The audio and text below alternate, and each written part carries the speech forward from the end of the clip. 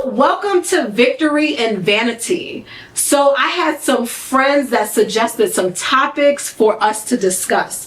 And that's declining birth rates, oversexualization and dating, mental health, relationships, dating, black femicide, all of the things, as Roy would say. Today, I have two close friends of mine and co-hosts, Roy Dale Cox and Shaneil. Guys, introduce yourselves and tell the people what perspective you're going to give. Yeah, so hi everyone, I'm Roy Dale Cox and I'm excited to be here. Thank you for having me, Vanity. And when I think about my perspective, I really want to bring, just a grounding perspective that's really rooted in, the way I sort of was raised, right? And also a perspective as a black, queer man. So excited to check in and chat. Yay. Hi everyone. My name is Shaneil. Thank you for having me, Vanity. Of course. My perspective is going to be just like me, as real as possible and how I feel, and rooted in my Christian background. Try to move with love. Yay, Jesus. Yes. Amen to that. I love that. All right, so I'm going to read a statistic about declining birth rates. A lot of women are either waiting to have children or they don't want to have children at all. So it says the U.S. fertility rate is at an all-time low, according to recent data from the Centers for Disease Control and Prevention. Researchers say this is part of a larger downward trend. Since 2027, the number of Americans having babies has dropped 23%, well below the replacement level, meaning not enough are being born to replace those who die. What's your thoughts on that? Why you think women are not having children like generations before?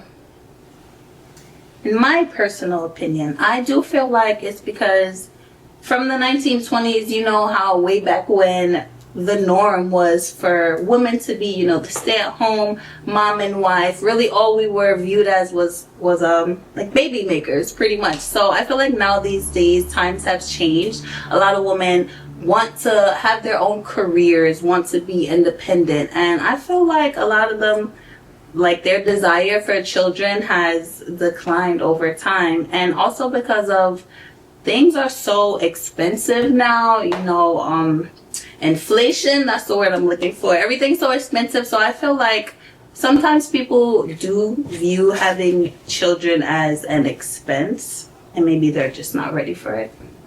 Yeah. I agree with that.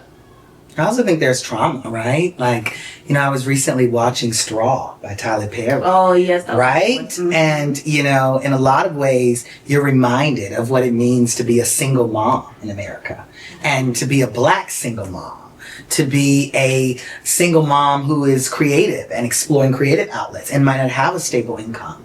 And so I think a lot of it comes from trauma, and I think a lot of women don't want to be single in this fight. And so I think that there is, in a lot of ways, a number of women who are saying, you know what? I don't know if it's for me. Mm-hmm. That's a great point. I would say my take is very personal. Seeing after my mom and dad divorced, and just so much being put on my mom, like when we moved to New York City when I was around like 10 or 11 years old, and just saw like the grind of her working 2 or 3 jobs just to support us. And then sometimes, food was a little low. So I think when you said trauma, I can say for me, that's why I don't have children, is trauma, is because, not saying that marriage is guaranteed, because obviously my mom and dad divorced, but I don't want to be a parent alone. Yeah. And I don't judge anyone that's a single parent, because I know some single parents that are really thriving. Heck, their income is more than mine. You know what I'm saying? Yeah. But I just don't want to do it alone. Like, it's a lot. And I think, like, when it's just a mother in the household mainly, you can sometimes look for love in all the wrong places of just having the opposite sex figure. You know, you're trying to look for that and look for love in all the wrong places. So I think that, and then I also even told some people that I'm close to, I'd never trust a man with my life. And if I don't trust a man with my life, I'm not going to trust carrying on his legacy. And maybe I just haven't met the right man. Yeah. That's what it is. Yeah, and I think also, you know, you talked about finances, right? And this idea that, you know, even with the money that we're making, you know, it's not enough. But I also think that a lot of women now are saying, you know what, like, what does it look like, right? If I am, to your point, right, divorced later in life, is this something I can sustain? And is this something I want to do long term?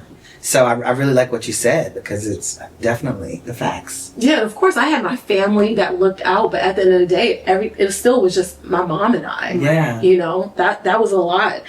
And with that being said, do you feel like people fear like the opposite of it? People fear like commitment? And do people still value family? I think people still value family, but I think family looks different, right? I think we're in a time now where we're seeing a lot of, you know, women identifying people and male identifying people get together. We're also seeing same-sex couples having families, right? We're also seeing heterosexual couples having families, but differently through IVF and other forms of, you know, birth. What am I trying to say? Help me out. Other forms of Surrogate. Yeah. So like it's like that. And so I think in a lot of ways, women are like, you know what? I can create a family. I don't have to have this stereotypical family that, you know, everyone else has. I have to get pregnant and I have to carry that child and deliver it. So I think that's part of it. You know, I think people are just looking at families differently. That's true. And I would say it's so like normal now to see broken homes. It's like when you think of celebrities such as Nick Cannon, for example, and how he just has, you know, one here, one here, one here, one here. I don't think it's necessarily a fear of commitment. I just feel like we normalize, you know, not having two-parent households. That is just, I don't know my words, but you get what I'm saying. It's unfortunate. Yes, it's unfortunate. It is. And like It's you said, very I think people normalize and glamorize. Glamorize, yes. And that's the word. People, you know, like, let me have a kid there, here, there, everywhere. And then I think Nick Cannon said in one of the interviews, like, now he looks at it like he realized he cannot be there for, you know, each child. Right. So just imagine what it does to the child. The kid. Sure. And then also, you know, it goes back to what you said, which I really love, which is two-parent households, right? You talked about money not being enough, right? But think about having all the money in the world, right? Like some of our famous people, right? Still, when you don't have another partner in that home, money is not enough, right? And so I think women are also saying, right, money, I got it, right? I got the money, right? I have the investments. Yeah. I have the shoes, the cars, and the money in the bank. But not having another person in the household is not enough. And being able to afford a nanny, right, is still not enough, right? And so I think that's another great point I just want to bring to this space, that money alone is just not enough. No, I agree. It's not enough, you know? And you have some celebrities who are, as I'm starting to just see like across media and like Hollywood, who aren't doing as many projects because they're saying, I want to be home with my family. This is a priority for me. And if I go and do all these tours and I sign up for every movie that's calling, I won't be able to be there for my family in the way that I would like to as a mother or as a father, right? Or as a guardian. And so that's just something I would say. Y'all got some great points. Yeah. I love this. What they do now? Clock it. Listen, clock it. Okay. Come on now. Listen. Bring the drinks. It might be time.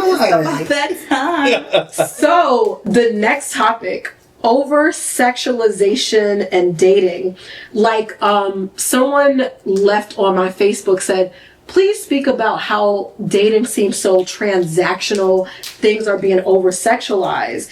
Like, she said dating feels fast and like it's a lot of hookup culture. You know, you got the dating apps. People are emotionally disconnected. It's a speaker by the name of Patrick Weavers that said, some people want the benefits of you without the responsibility of you. And I was like, ooh, that's, as you would say, Roy, that's so good. So good. So what's your thoughts about that? Why is dating harder now? Do people want convenience or love? Has social media ruined the dating scene?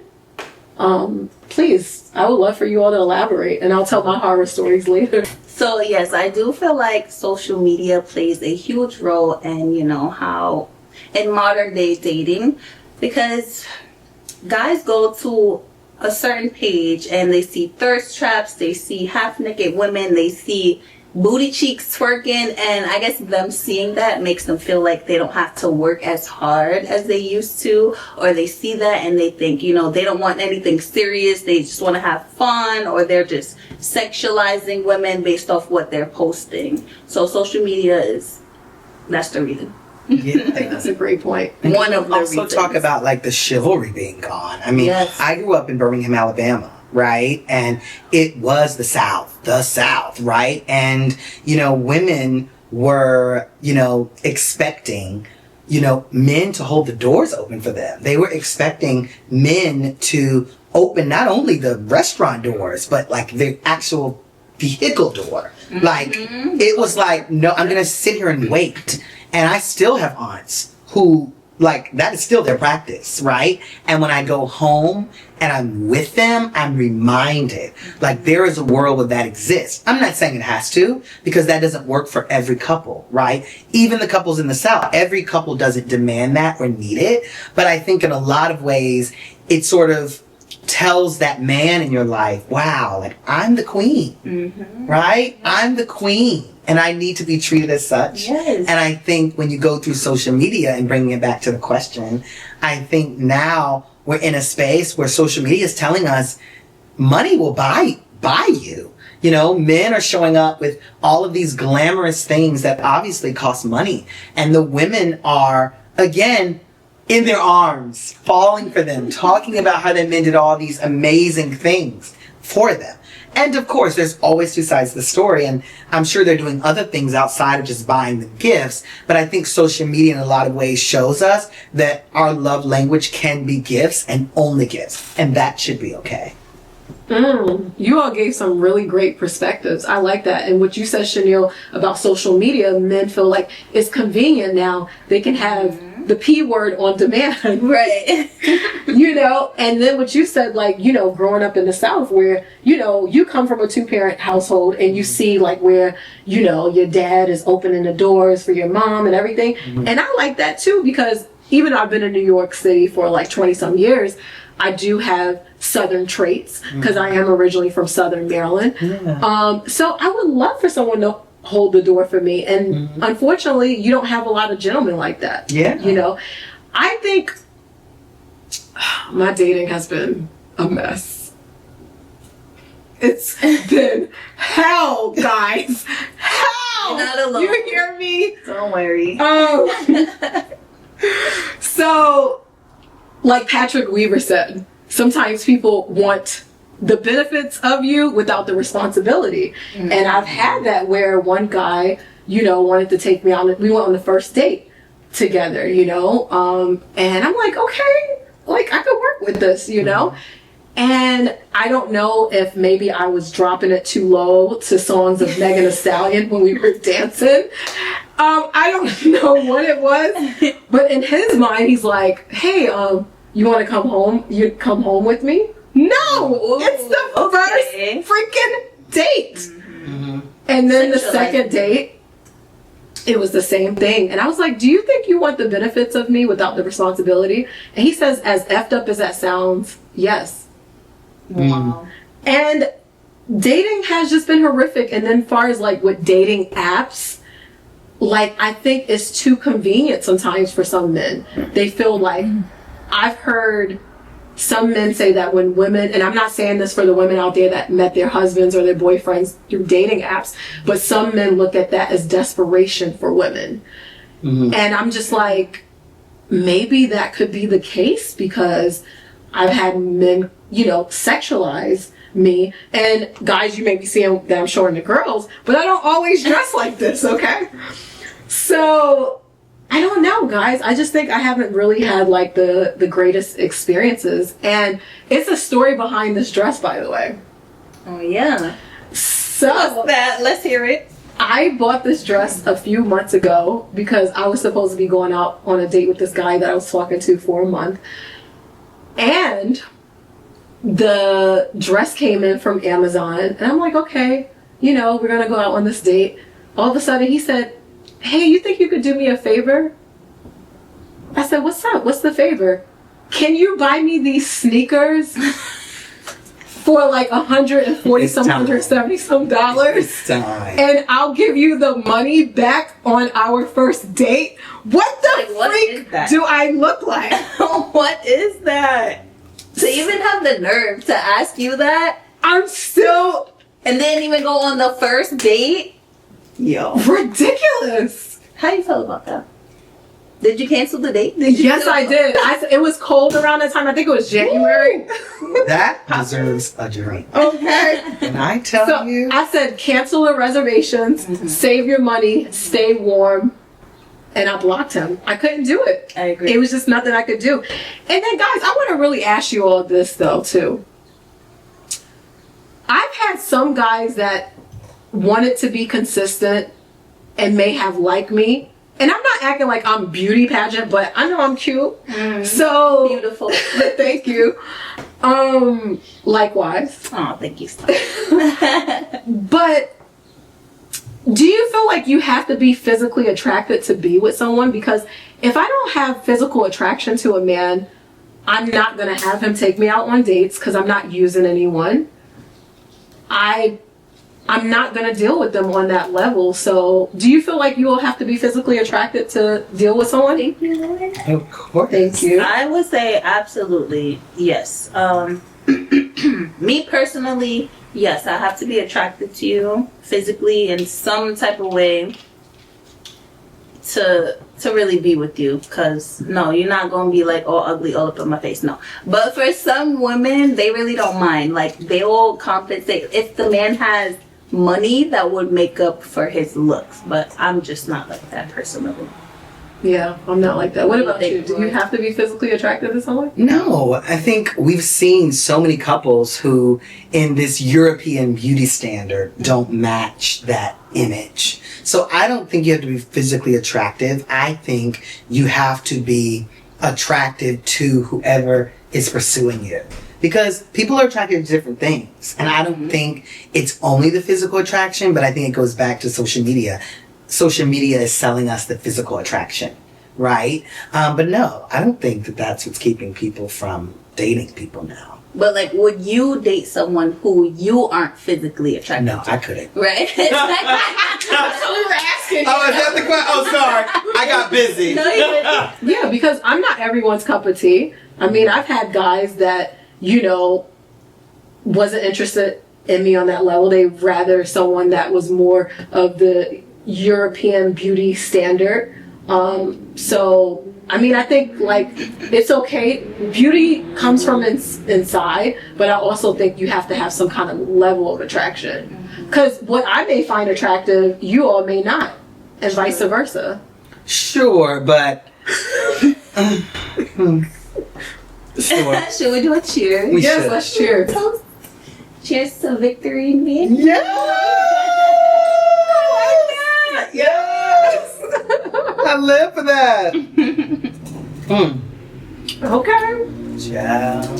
That was nice. Yeah, I need some physical attraction. Period. Same here. So, mental health, Physical. It is not attraction. everything, but it for sure It does matters. help. Yes. it does help. Yeah. I do. It helps. It does help. I mean, Yeah, it you helps. know. Cause it's like, when that fine man come through, right? And he get the walk and say I'm dating him. You might want him grab up on you. Yeah. Kiss up on me, Yeah. But Tell me I look good so I can tell you look good. Okay. Yes. Tell me I'm sexy. Yeah. So I can tell you you're sexy. Yeah, what you need that?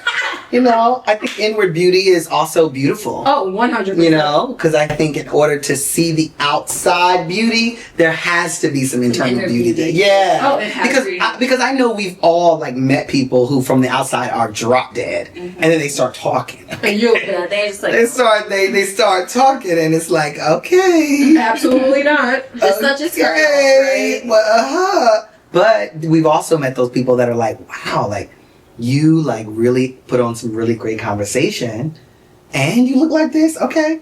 Okay, I can see a nice little future with you. Yeah. Yeah.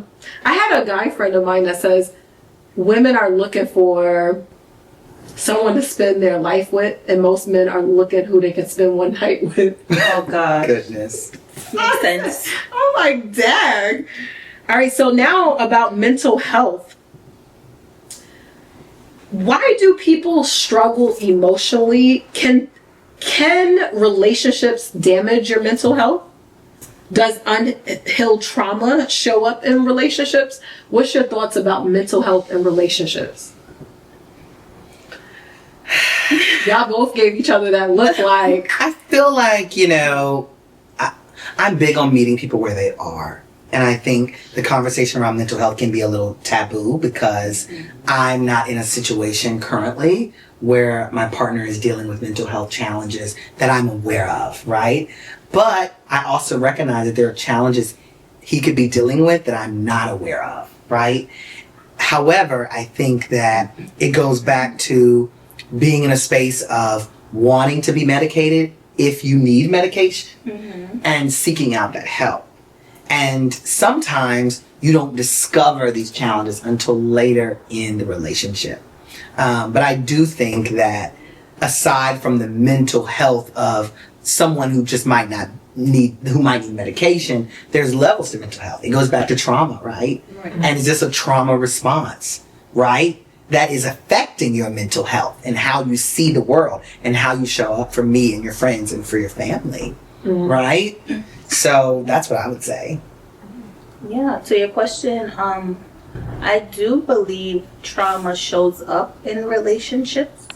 Speaking for myself, let's just say, for example, with me, anxiety issues. That's a big one for me. And bringing that baggage into my relationship, I would do things, I would act certain ways to my boyfriend and wouldn't even realize it. I would just be completely oblivious. For example, for him leading me, which is what I want. I want a man that can lead me. But I guess me not being around my dad or having a father or having a male figure who I had to respect and look up to, it's hard for me to take his direction and let him lead, So that became a bit of a problem in our relationship. Just letting him be the man, because I guess I wasn't really used to that. But we got over it. I'm healing. I would say I'm definitely healed, and it's been much better now. That's beautiful. But yeah, I would say childhood traumas definitely show up in relationships, whether it's in the beginning or something triggers it. We all have some type of baggage. That's so true. When I lost my virginity as a teenager, I was too young. I would say that, and I was a teenager. Not gonna put the number of the teenage. And the guy walked away after, and I think I've had issues if I cross the line with someone, I feel like they're gonna walk out of my life, and that is some serious trauma, so then it was when I had my boyfriend that I was with for 4 years, and we were together for 4 years on and off. I mean, what they say, if toxic were two people. And when we were together, it was just because of him being with me for that amount of time, I looked at it like, okay, we're healthy for each other because he didn't walk away from me. Meanwhile, we were both each other's nightmare because we didn't know who we were, you know? So I would say trauma shows up if I'm like serious with someone and then it comes time to like crossing the line.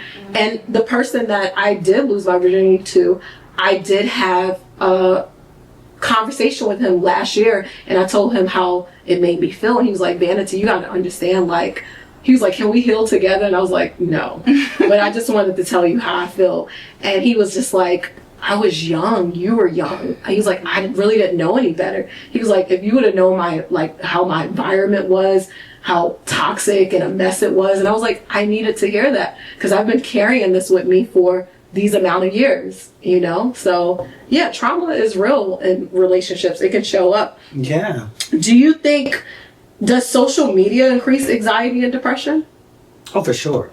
Is that a question? Like, yeah, for sure. Yeah. Like, I definitely think people are,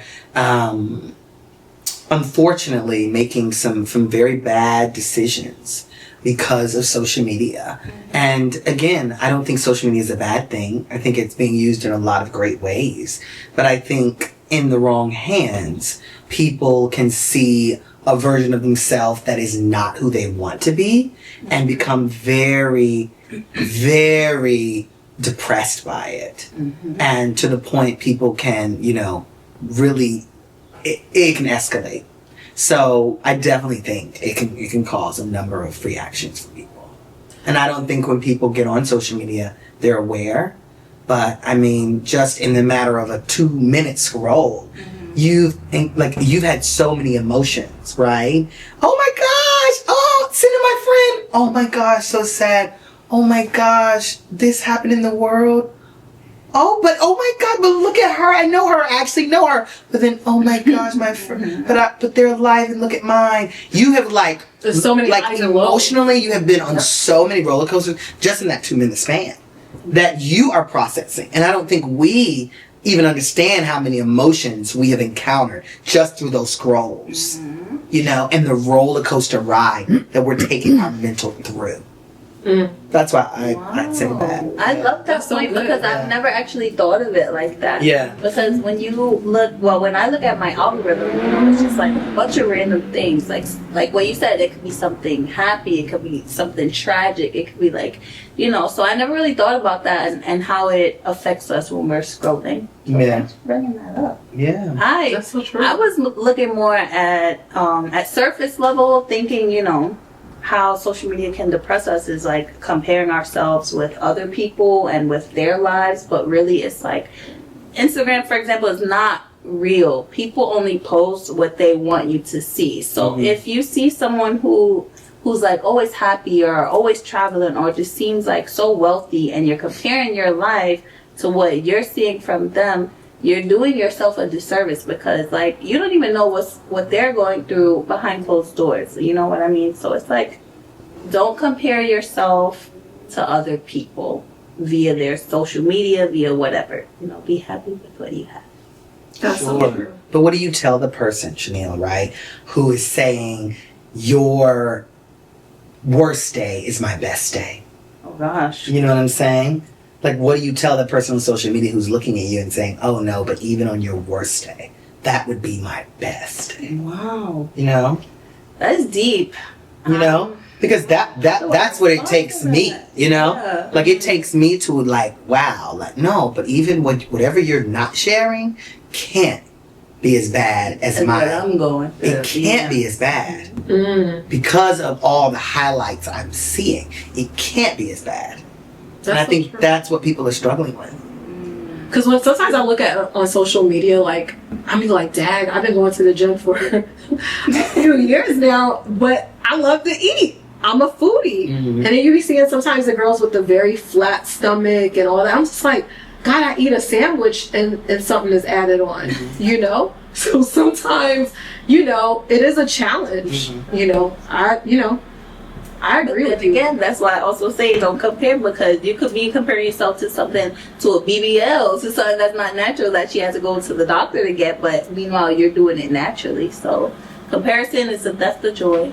That's a fact. So do you feel like also social media is taken away from the dating experience? Like when people are out on dates and stuff, they're constantly on their phone rather than being in the present moment. I know I went out on a date with a guy a few years ago and he was telling me no phones allowed. It's our time. And I was just like, oh, that's hard to turn me on. But I mean, what's your thoughts about that? I have a lot of thoughts, but I'll just say personally, I don't think that social media is stopping people from dating or in a lot of ways like challenging it personally. Okay. I think that what it is social media is well after the date is through. You're now comparing. I think it's a comparison thing. That is like, wow, I want you to do this. I want you to show up like this, right? I want you to dress like this, right? And then when that doesn't happen, then you go after the date and go to social media and you're like, no, because I'm looking for this, you know? And I also think in a lot of ways our upbringing stops us from dating because we are looking for a certain thing and a certain person and they're not there. And they don't sound like we want them to sound. I think we're looking for safety in a lot of ways. Familiarity. We're looking for someone to come and save us. And we know that that's not what a partner should be doing. A partner should be partnering with us. Yes. Collaborating with us. You know, we shouldn't be looking at a partner to come and, provide all this income so that we can move out of our apartment and move to a home. We shouldn't be, right? We shouldn't be, but in a lot of ways, in the back of our minds, we're like, no, because if I get a partner, life won't be as hard because I'll have a financial backing that I don't have now. Right. But what happened to love and what happened to companionship and what happened to true love? I think that's what we've lost. That's so true. I don't think it's the social media. That's good. What's your thoughts on that, Shaneil? Wow. I mean, I agree. I agree with how people kind of depend on a partner, but not really for love, for security, for financial reasons, maybe even something small. It's like having someone to split the rent with. Yeah. You know what I mean? So I definitely agree with that. Yeah. Because it's hard out here, y'all. Okay. It is so hard out here. We were talking about it earlier, like finances and, people aren't having kids because it's expensive. I think it all goes back to that. And we're up north, the state of New York, where it's expensive. Yeah. And it's not upstate. It's within the 5 boroughs of New York City. So it's not cheap. Now, speaking of that, what's your thoughts about relationships and dating far as trust, communication, and consistency? What would be y'all's biggest relationship killer, biggest red flag? So, I think my biggest red flag is someone who doesn't know who they are, right? If you don't know who you are, baby, what you gonna do for me? How are you gonna show up? Because I'm very clear about who I am. And I know who I am.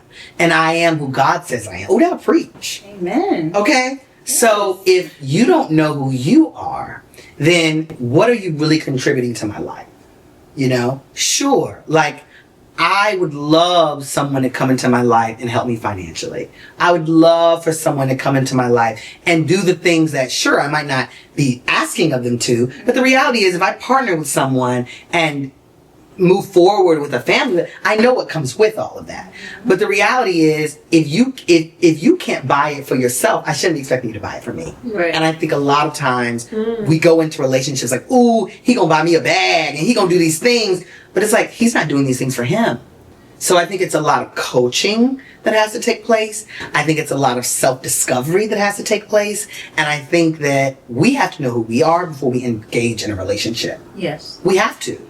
Because then, what are we doing? What are we really doing? We're looking for someone again to save us. And I don't think that that's our partner's job. Don't save her. She don't want to be saved. Don't save her. Listen. I love that. That's really good. What they do? Is that what they do? Yeah, that's what they do. What's your thoughts, Shaneil? I would say a big red flag is definitely not believing in God. And definitely not having any ambition. So not knowing what you want to do in life or not really having much going on for yourself, not wanting to start your career, just not knowing Like, where are you gonna be in 5 years and things like that? Not in school. Like, no, that's a big red flag for me, because how you don't have, like, what do you want for your life? You know what I mean? So Yeah. that's mine. I can't do with that. That's good. Mm-hmm. Both of it was good. I like y'all's feedback about that. You know, I think my biggest red flag would be a man that's not disciplined sexually. Okay. Because I will feel like I will never be able to satisfy his needs, my personal opinion. And also, like, if you have, and I'm not judging anyone that has multiple children with multiple women or men, but I feel like if you have multiple children with different partners, that makes me feel like you don't have discipline sexually. And I'm not judging the man, because that may work for some women. They're okay with blended families. I don't think there's nothing wrong with a blended family. But for me, it doesn't work, because first of all, I'm just overwhelmed with just myself. And, you know, making sure the mom's good, the pup is good. I mean, I'm already overwhelmed with that. So, I mean, just children here, there, and everywhere. That's a lot, because then also I feel like I'm not going to be able to satisfy you sexually if it's meant for us to be together, marry, if we decide to marry or whatever. I just feel like I'm not going to be sexually satisfying to you. I feel like you're going to always look for more. It's almost like an addiction, like a drug. Like, that high is not enough, so you're looking for something like a higher high, you know, if that makes sense. So I would say that. Yeah, I like that too. Because that also goes along with trust, you know. Like, I don't want this man to not be sexually satisfied with me, so then he goes out and cheats on me. So that goes with trust. And also, you don't want to get STDs or nothing, God forbid. Okay. You don't want him to have a baby on you. So I agree. Yeah, and I'm very health conscious, you know. I think we all should be in general, even those that may have, God forbid, contracted anything. Like, we live in a world where it's modern day medicine, where it's no excuse to not take care of yourself. Just get checked. And before I get off of this subject, what's your biggest green flag? I think we don't talk about that enough. Someone who loves the Lord, someone who knows the Lord, but someone who not only says it, but someone who lives like they are living for Jesus. That is a huge green flag for me. Yeah. I think for me, a green flag is, you know, someone who's willing to meet me where I am. You know, because I think you mentioned it earlier, right? We come with a lot of baggage. You know, we do. Whether we want to admit it or not, we come with a lot of baggage. And so I think for me, it's someone who's willing to meet me where I am. And I also think in that meeting, right, you are coming to the table with your genuine, authentic self. You know, I think everybody is putting on for something. We put on, we go to our jobs, we put the outfit, we put the corporate garb on, we put the blazer on, we put the uniform on. Whatever the job requires, we put that on, you know? And I think that in a lot of ways, we all are sort of walking around in drag. And so a green flag for me is someone who is able to really have a conversation with me about what's really going on, what really is happening in their life and not happening in their life, and doesn't feel like they have to sit down at a table with me just because I might be rejoicing about some things that are happening in my life. Right. And they feel like if they come to the table broken or almost there, that I'm going to somehow, you know, not want to continue the relationship. So that's a green flag for me. That's powerful. Yeah. I would say I'm with Shaneil with that. Someone that has a true, authentic relationship with God. Love that. I would definitely say that, because I feel like if you all are unequally yoked, it's not going to work. And I've dated, you know, men that were not, you know, Christians, and, you know, I couldn't be like, hey, let's pray together. You know what I mean? And then another green flag for me is planning a date and following through with it. Yep. Because, you know, people talk a lot, you know, a lot of talk, but no action. Yeah, definitely. So, guys, we're going to get into something a little serious now, because this was fun. We were spilling the tea, as they say. But now we're going to talk about Black femicide, where a lot of Black women are being killed by former partners or their current partners, if that's an ex-boyfriend, an ex-husband, or their current husband or current boyfriend.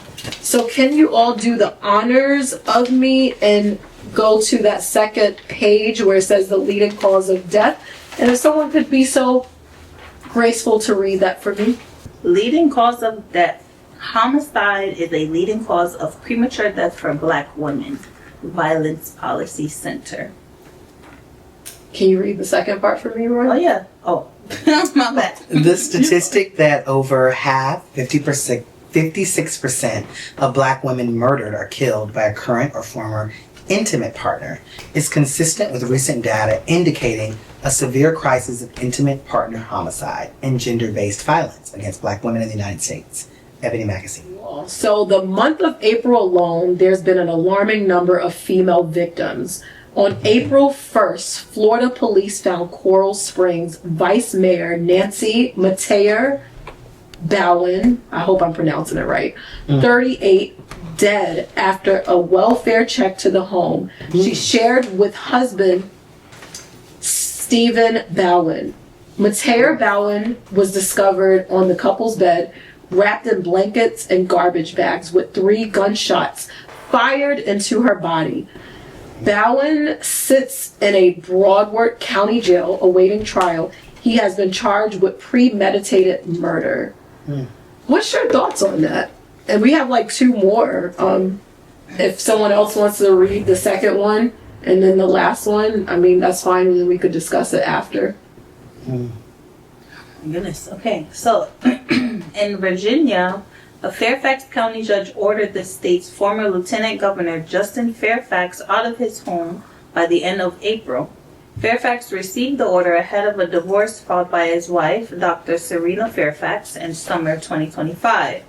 Weeks later, the former politician shot Dr. Fairfax multiple times in the basement of their D.C. suburban home, ruthlessly snatching away the dentist's life. He took his own life in the former couple's bedroom, orphaning their 2 teenage children. Last one, Roy. Pastor Tammy McCullum, 58, recited the opening line of Psalms 34 on Easter Sunday at the Well Worship Center in Statesville, North Carolina. The next evening, the pastor was shot and killed by her husband. Eddie McCullum, 61. He frantically called 911 himself, confessing to fatally shooting the pastor during an argument. "I killed my wife," the husband told the dispatcher. "I'm done."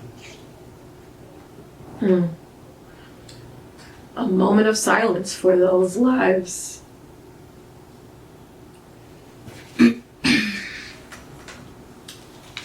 And I'm going to read one more.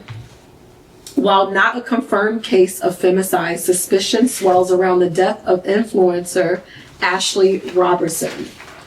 Early April, the model known on social platforms as Ashley Janae traveled to Zanzibar for her 31st birthday with her boyfriend Joe McCain.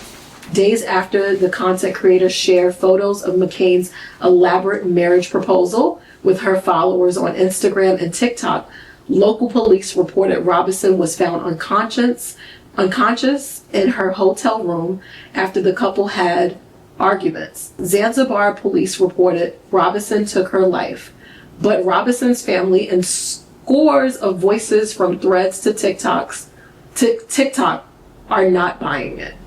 What's your thoughts about those, guys? About those brutal murders? I think it's terrible. I was just reading something online, which I wrote down here. It said Black women make up 10% of the female population, but represent 59% of the women that are murdered. Like, that's so terrible. I feel so bad, especially because I'm a Black woman myself. It's just so sad because when I think of Black women, I can't think of someone stronger, someone who's more loving, someone who will be there for you, someone who would have your back the way a Black woman would, someone who would ride for you the way a Black woman would, you know? So it's like, why can't we get that love in return? Why can't Black women get the same type of love that we pour out into others. You know what I mean? It's just really sad. And I definitely thought of the Ashley Robinson situation with her fiance. Her and her fiance got into an argument. Then the next day she was hung in a hotel room. I personally feel like that was rooted in racism and sexism. But that's just my opinion. Terrible either way. Absolutely. Heartbreaking. Yeah, my heart goes out to the families, because we know that there are ricocheting effects to anyone, dying or being killed. And so my heart just goes out to the families because, there is a mother missing. There is a father missing. There is a friend missing. And I know from the work that I've done, and being in different spaces, not having someone in the home, it has ricocheting effects.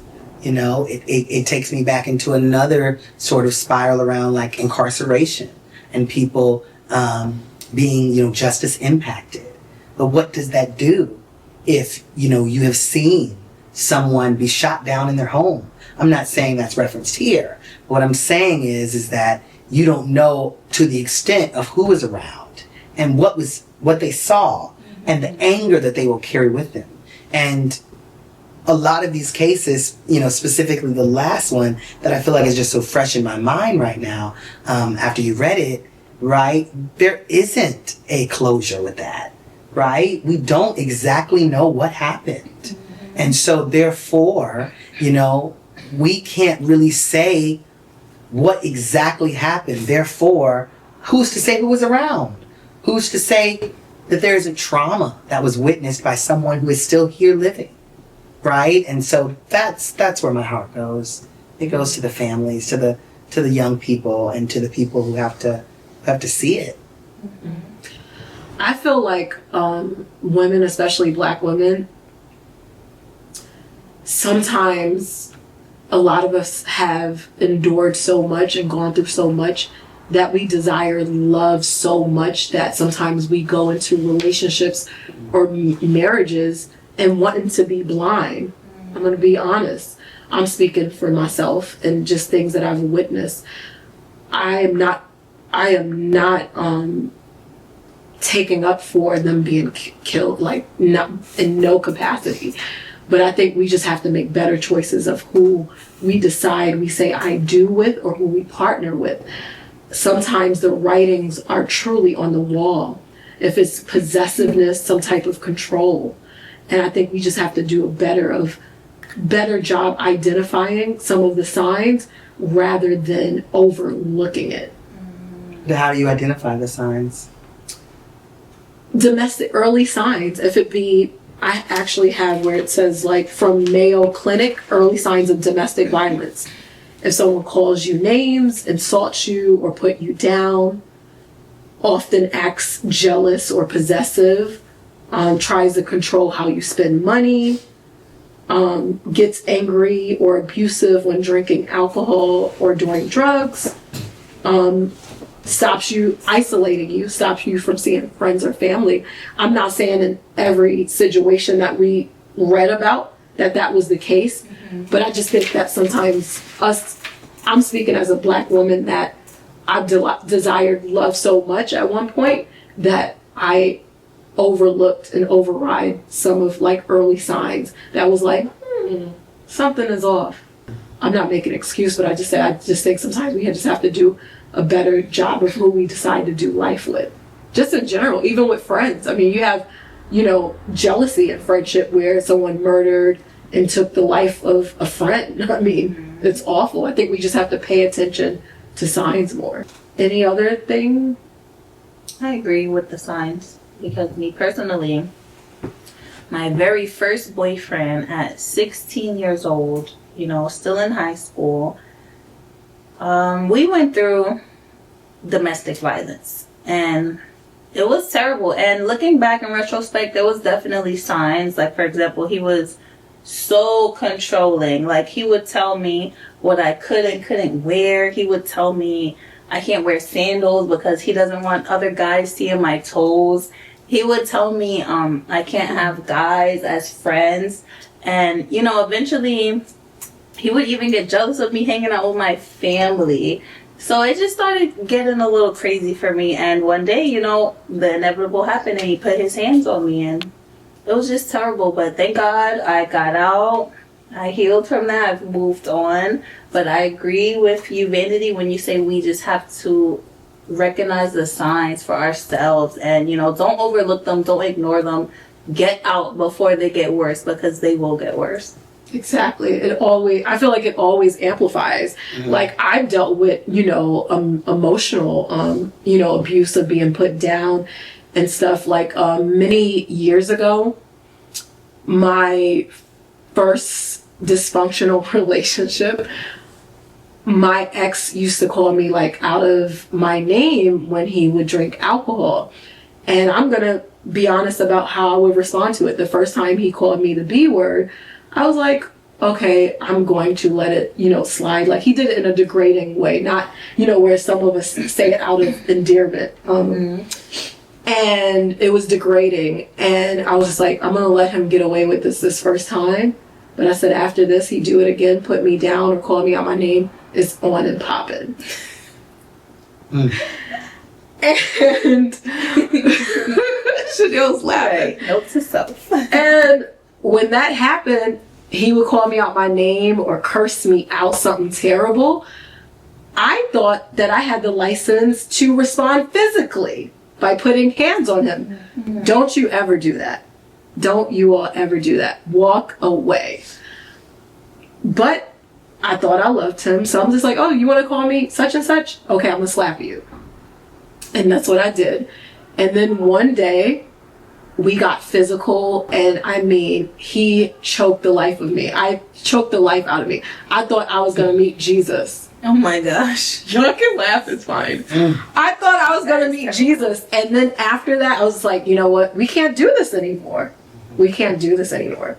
And the signs were there. Me and him, he was like very possessive and wanting to know my whereabouts. And I was the same with him, because we did not know who we were.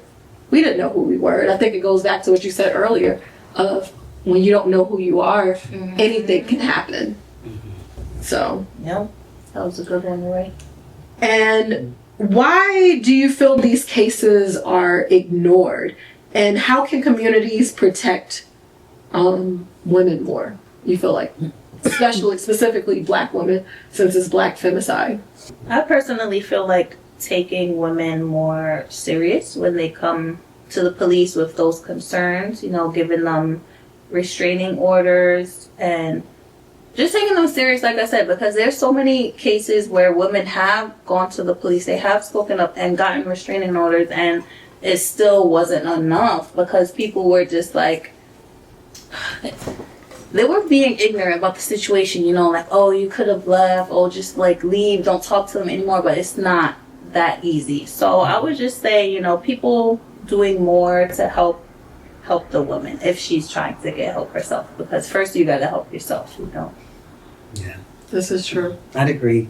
I'd say we have to really look out for each other, be our sister's keeper, our brother's keeper, you know, because these things are also happening to men.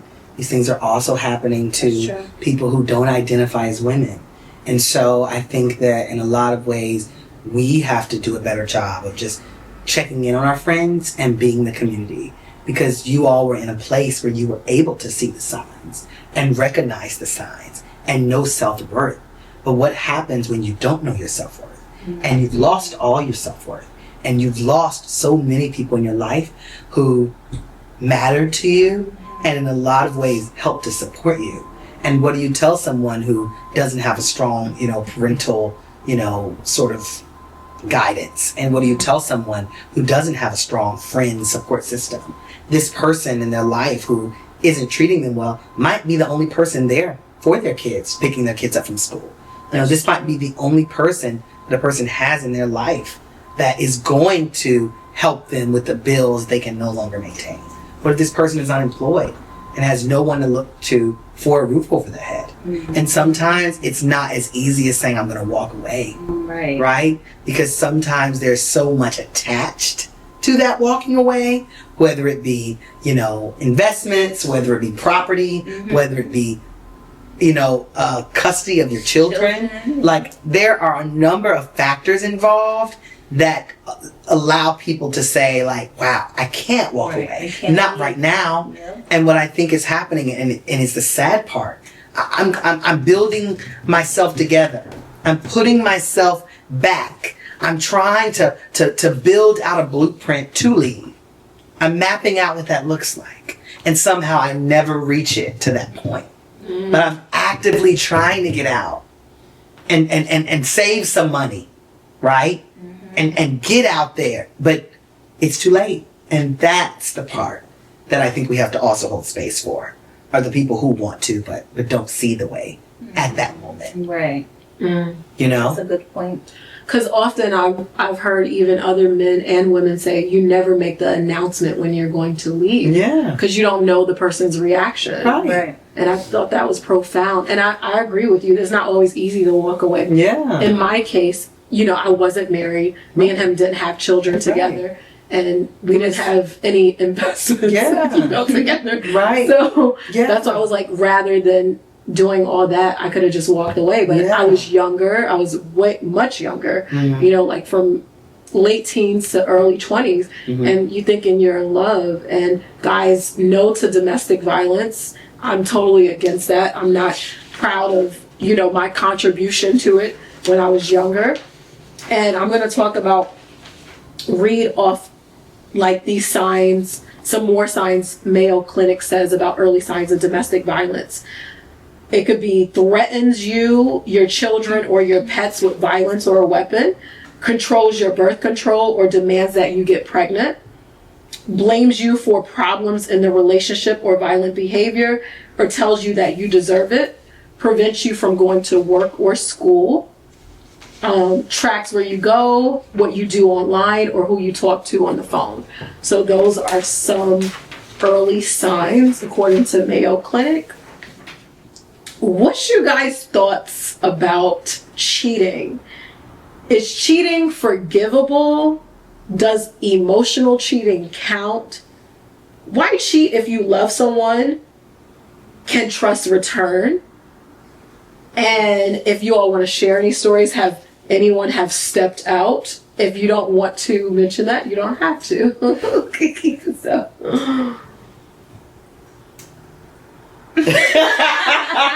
I was like, okay. In unison, like, who is gonna, my thoughts on cheating, I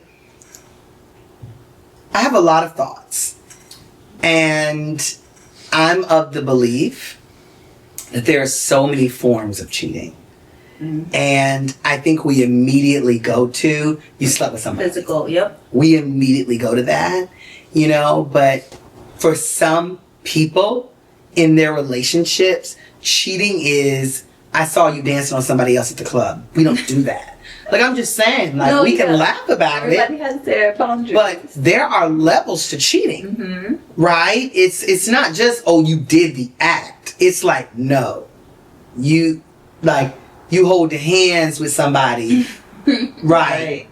And that is cheating, right? Regardless of how we're holding hands, that is cheating. And so I think I take that into account first. Secondly, I don't tolerate it, period. I don't, right? I don't tolerate cheating in its grandest form, but to me, if you're dancing on somebody, right, I don't consider that cheating. And to me, I wouldn't, be all up like, oh my God.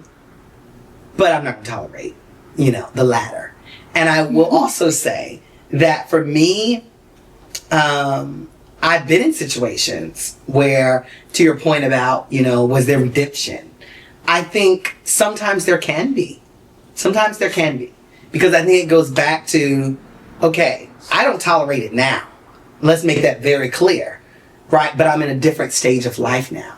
And I'm not sure that if I enter the second phase of life, which involves, a family, joint income, joint accounts, and a tax return, married, okay, not single filing, or joint filing separately. Like, what does that look like? Because then I may have a different answer for you. So I just want to put that out there. Like, if I'm okay, well, maybe there's some therapy we can do. So, yeah, I think it's a phase of life for me. I think it's a phase of life. Because again, you're walking away from a lifestyle. You are. And we can't sit up here and say, oh, we're walking away from a lifestyle. What's your thoughts? She's like, I can't tolerate it. Exactly. We're on the same page. Any of its forms. I'm not, like, cheating is a no for me. That's absolutely a red flag. I feel like people cheat because, for whatever reason, it has to do with themselves and not their partner. Cheating is wrong. Point blank, period. It's not okay. There's more forms to cheating, like you said, than just actually having intercourse with someone. Once you are doing things you wouldn't do in front of me with someone else, that's cheating. So if you're like flirting with a person, or if you texting them, or I don't know, if you kiss them, go out on a date, even though you guys didn't have sex, that's still cheating to me. Because so flirting's cheating? I'm a natural born flirt. No, okay. It's levels. It's levels. Like, flirting is not necessarily cheating, but if that flirting leads to more, then I would say yes, that's cheating. But no, I don't tolerate it. Don't cheat, guys. I think it's cheating. And that's where it goes back to, a person. I think that's cheating. I flirt with you all and I don't look at you all in that way. Sure, but also, you have to also think about it. We're friends. Yeah. We are not colleagues, darling. We are friends, right? And so, sure, I don't consider it that way. And I don't think my partner would consider it that way. But if a colleague is flirting with them, right? Better yet, if he's flirting with a colleague, that's cheating. I'm sorry. Ooh. Right? And you don't have to take it, to the first floor. We're on the 11th floor in our cubicle. No. It's cheating. It's strict around there. It's cheating. It's cheating. A strict program. It's cheating. I personally wouldn't say it's cheating. I would say, though, it's disrespectful. Okay, gotcha. Yeah, because for me, I wouldn't say... you wouldn't say, okay, gotcha. I wouldn't say, I'm going to break up with you because you were flirting with someone else. Gotcha. But I would say, I'm going to break up with you because you had sex with someone else. See, to me, that's the same thing because you're cheating on me with someone else. This is a strict program. It's a strict program. It's a strict program. Sheesh. It's a strict Get it right. program. And here comes vanity. Hey, how you doing? No. Hey, how you doing? Want to go get a drink? And then you go sit down and have a drink? And then it's definitely something there. Yeah. You don't have to go to the bedroom. You don't have to. Spare me. You don't have to take it there. You cheated on me from the initial encounter all the way to the bar. You cheated on me. Period. Ooh. You cheated on me when you send a text message. Ooh. I thought you cheated on me. No. You cheated on me when you sent that text message. Mm-hmm. Okay? Keep them in line. And there's only but so many, circles you can run around to say that's not what you meant. If you're sending pictures. Oh, yes. Or if you're having very explicit conversations and sending certain emojis. That's cheating. No, because you're actively trying to cue something up. You're trying to make it to exactly to the bedroom. Okay, yeah, you're cueing it up. What your thoughts are, Vanity? What's your thoughts? So, is cheating forgivable? I would say at this big age, I'm in my 30s now. Honey, big age. We're listening. I would say it is forgivable if it wasn't multiple occasions. Do I accept it? No. But if I'm married and I had a child with the man and he stepped out, I'm going to do something. What's up? Because she took a breath. Like, she took a breath. Did you hear it? She went, and I, with... You was thinking about that long and hard. Yeah, like, what am I gonna say? Like, sorry, you thought about that. You were like, and Like you were like, it was like you were eating your words. Like, I don't want to say this, but I'm going to say it. So, Yeah. sorry to interrupt. So if the man steps out, Mm-hmm. I'm going to do something very different than I did when I was in my 20s. What caused you to cheat? Was it selfishness?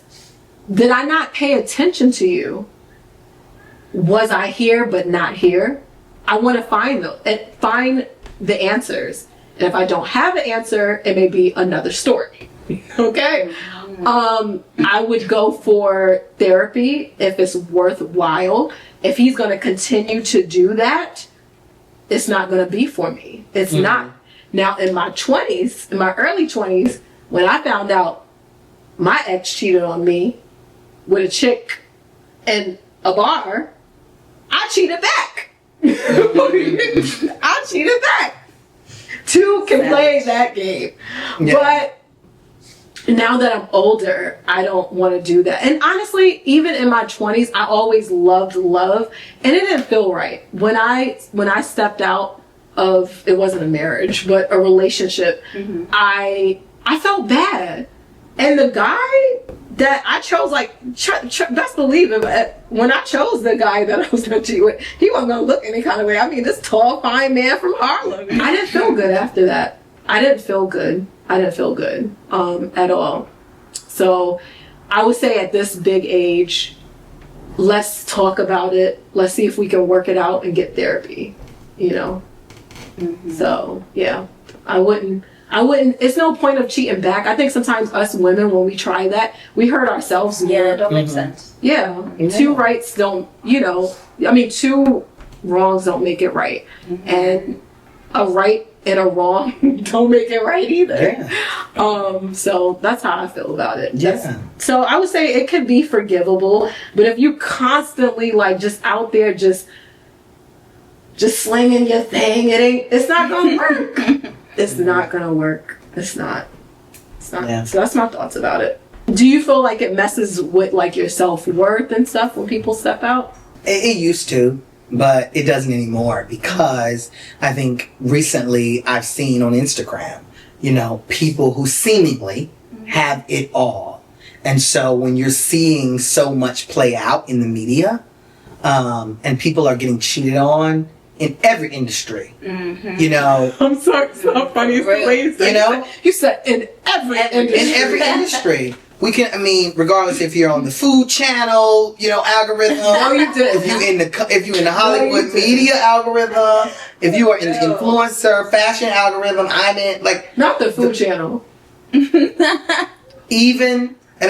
There are so many things happening, and I used to think, oh my God, it's an attack on me. It is quite literally an attack on the things that I can't provide you, and whatever that provision looks like. But today, no. You just had some things that you needed to get off your chest. It's not directly impacting what I can't provide for you. I think that sometimes people just want what they want when they want it. Right? And you have to understand that that's just, people have needs. I'm not saying it's right for them to, if you've agreed that you're going to be monogamous. But the reality is, we've seen it. Money can't buy happiness. We've seen people with so much money crying on talk shows because their partner stepped out on them. Right. You aren't exempt. And I think that's where I am now. I'm like, you're not exempt from the foolishness. So I don't think it's an attack on character, personally.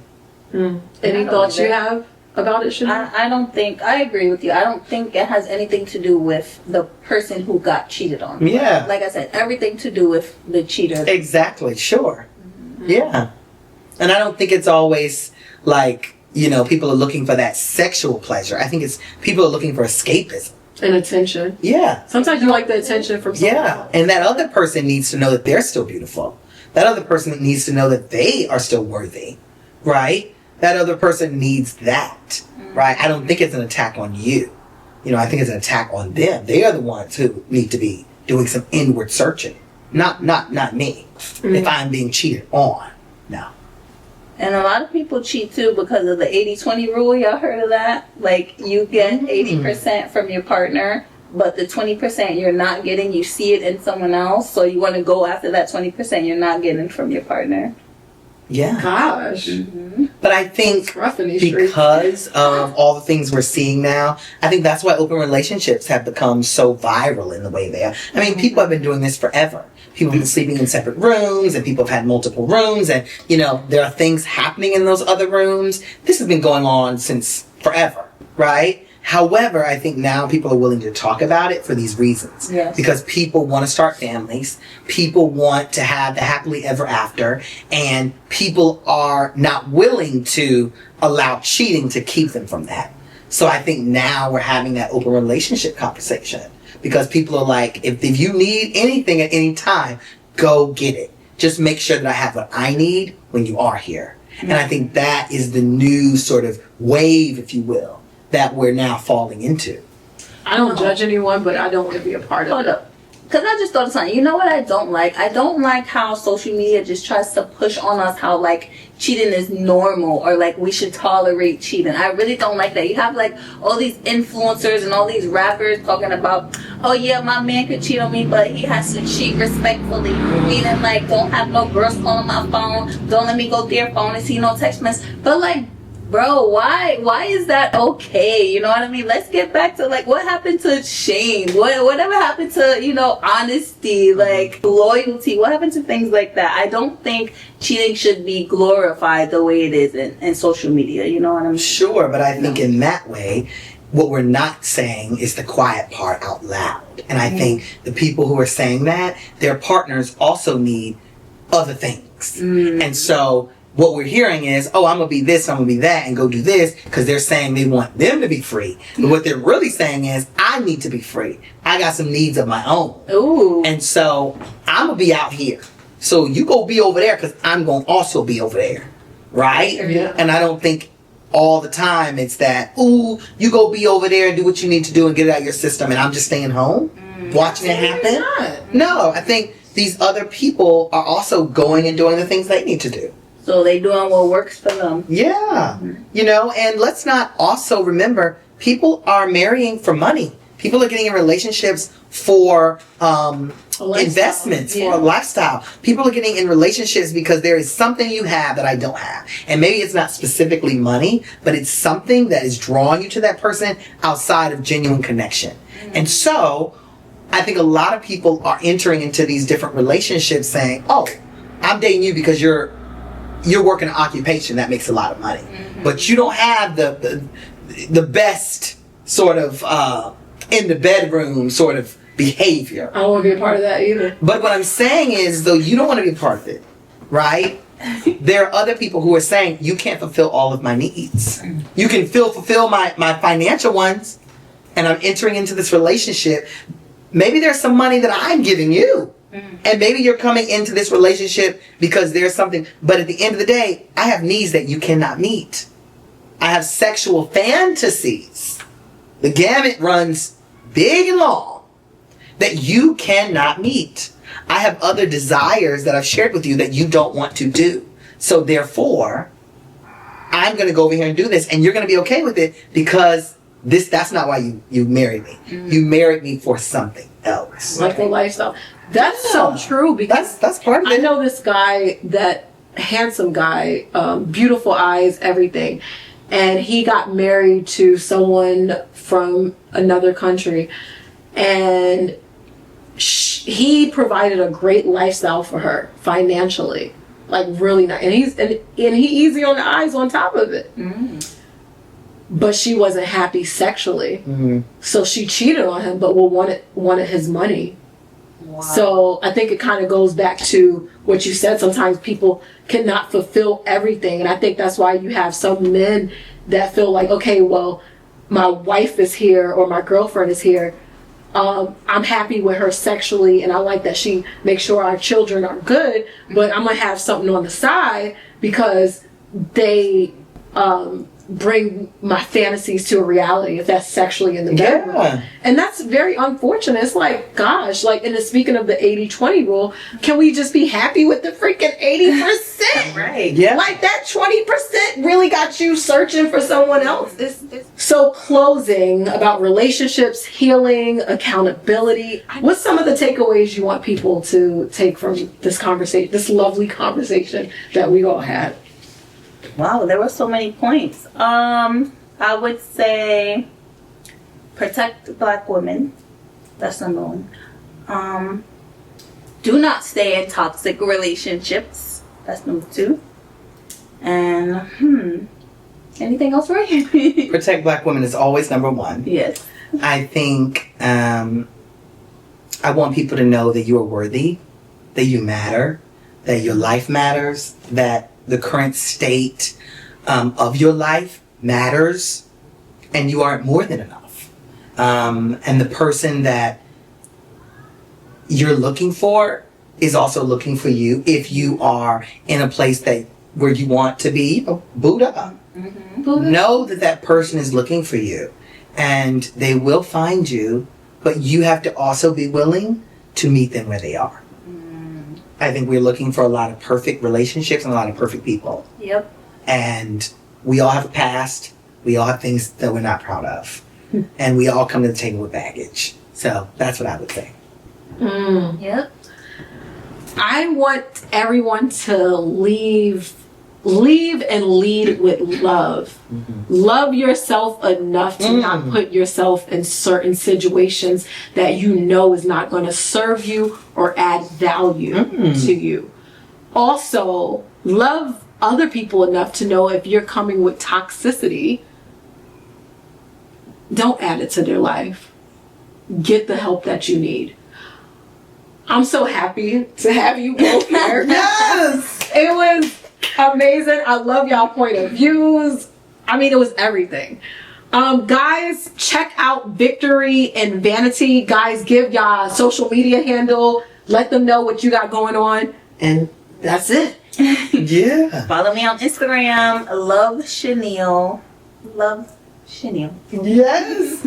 You can follow me on Instagram at Roy Dale Cox, RoydaleCox, and on YouTube at, again, my name, Roy Dale Cox.